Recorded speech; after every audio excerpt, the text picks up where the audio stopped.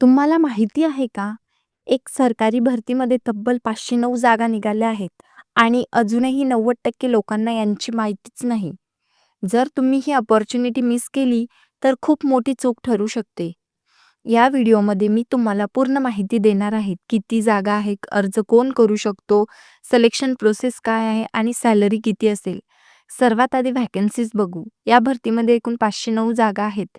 त्यामध्ये वैद्यकीय अधिकारी 286 जागा, अतिरिक्त सरकारी अभियोजक 244 जागा, जिल्हा सैनिक कल्याण अधिकारी 29 जागा, मोटार वाहन अभियंता 6 जागा आणि इतर काही पदे देखील आहेत. म्हणजे ऑलमोस्ट प्रत्येक फील्डसाठी चान्स आहे. आता सिलेक्शन प्रोसेस समजून घेऊया.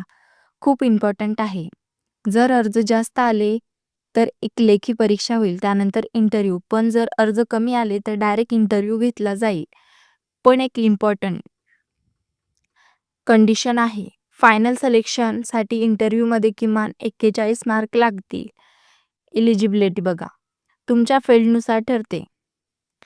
मेडिकल फील्डसाठी MBBS कंपल्सरी आहे. लॉ फील्डसाठी लॉ डिग्री प्लस एक्सपिरियन्स लागतो.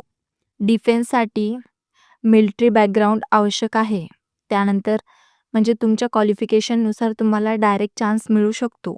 एज लिमिटबद्दल बोलायचं झालं तर मिनिमम 18 वर्ष आणि मॅक्झिमम 38 वर्ष देखील आहे. त्यानंतर आता सगळ्यात इम्पॉर्टंट सॅलरी. 56,000 पासून ते 2 लाख पेक्षा जास्त सॅलरी मिळू शकते. गव्हर्नमेंट जॉब प्लस हाय सॅलरी यापेक्षा बेटर कॉम्बो नाही. जर तुम्ही इलिजिबल असाल तर ही अपॉर्च्युनिटी अजिबात मिस करू नका. आत्ताच अप्लाय करा आणि तुमच्या फ्युचरला सिक्युअर करा. अशाच लेटेस्ट जॉब अपडेट्ससाठी चॅनलला सबस्क्राईब करायला विसरू नका.